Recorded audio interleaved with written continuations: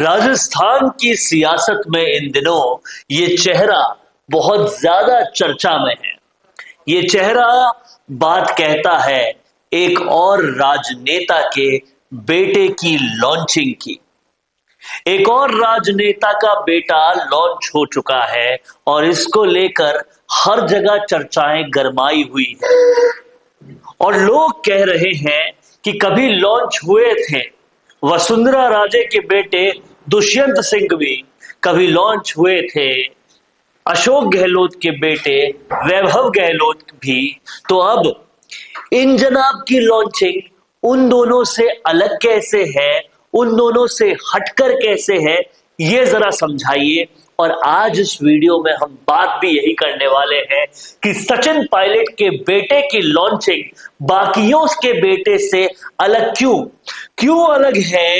सचिन पायलट के बेटे आरान पायलट के लॉन्चिंग दुष्यंत या फिर वैभव से, इस बात को आज हम समझेंगे और गहराई तक उतरेंगे और समझ में आएगी जब हमें ये बात, तो पता लगेगा कि किस तरीके से सचिन पायलट ने अपने बेटे की लॉन्चिंग एकदम अलग तरीके से की है। हाँ, ये भी थर्ड जनरेशन पॉलिटिशियन हो सकते हैं। राजेश पायलट के बाद सचिन पायलट, सचिन पायलट के बाद आरान पायलट, ये थर्ड जनरेशन हो सकते हैं, लेकिन इसके बावजूद भी इनकी लॉन्चिंग अलग है, हटकर है। किस लिए है ये हमें समझनी पड़ेगी और क्यों राजेश पायलट के अच्छे करियर के बाद सचिन पायलट का करियर भी अच्छा हुआ और आसार है शायद इनका करियर भी अच्छा हो जाए।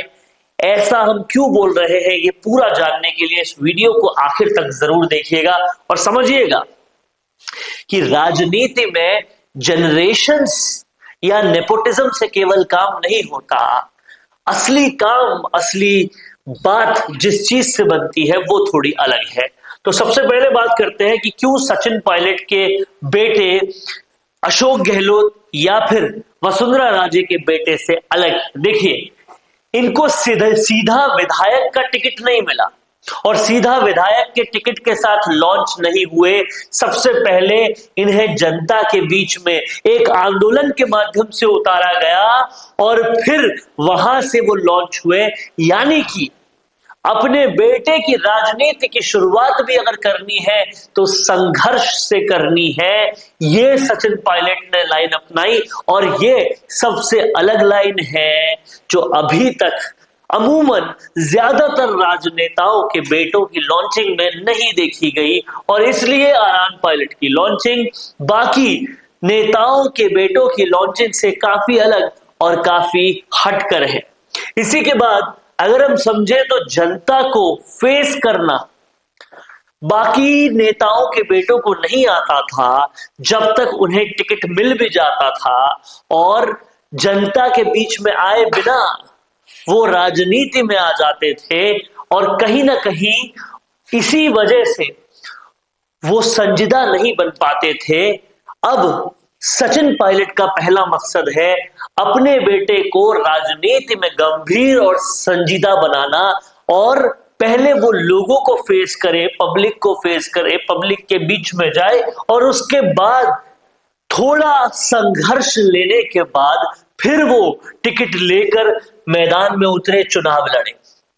और कहीं ना कहीं इसीलिए दुष्यंत और वैभव से ज्यादा लोकप्रिय पायलट है क्योंकि पायलट ने वो संघर्ष देखा है, पायलट ने सड़कों की खाक छानी है, आंदोलन किए हैं, लोगों के बीच गए हैं, लोगों के बीच जाते रहे हैं, विधायक बनने के बाद भी लगातार अपनी कंस्टिट्यूएंसी में आते रहे हैं।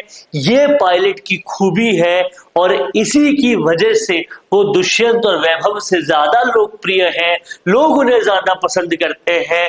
पार्टी में आज लोकप्रियता ऐसी है कि हर इलेक्शन में स्टार कैंपेनर के तौर पे बुलाए जाते हैं और कभी भी अपना धैर्य नहीं खोते, कभी भी राजनीति में अर्ली गेन्स के लिए अपने पेशेंस को नहीं खोते, राजनीतिक शालीनता और शिष्टाचार बरकरार रखते हैं, और यही सारी चीजें आरान पायलट में डालना चाहते हैं।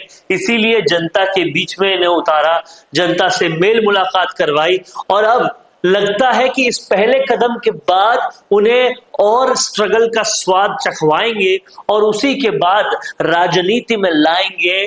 और इसीलिए इनकी लॉन्चिंग बाकियों के बेटों से बहुत अलग है, और शायद इसीलिए इनकी लोकप्रियता भी होना यथासंभव नजर आती है। क्या कहना है आपका इस बारे में? कमेंट बॉक्स में जरूर लिखिए। देखते रहिए संवाद, क्योंकि ये संवाद है भारत का, भारत के लिए। नमस्कार। सच बताओ, इंस्टाग्राम पे डेली पोस्ट करते लेकिन फिर भी रिजल्ट 0 ही रहता है ना। तो प्रॉब्लम कंटेंट का नहीं है, हुक्स का है, और मिशी मीडिया सोल्यूशन लाया है आपके इसी प्रॉब्लम का सोल्यूशन। क्योंकि हम बनाते हैं बॉलीवुड हुक रील्स जो इमोशंस को हिट करे, और एआई हुक रील्स जो एल्गोरिदम को समझकर काम करे। तो रील्स सिर्फ देखी नहीं जाती, याद भी रखी जाती है। तो अपनी इंस्टाग्राम ग्रोथ को लेकर सीरियस होना तो अभी कॉल लगाओ स्क्रीन पर दिए गए नंबर पर मिशी मीडिया सोल्यूशंस को। तो वायरल सोचो, स्मार्ट बनो, और अभी रील्स बनवाओ मिशी मीडिया सोल्यूशन से।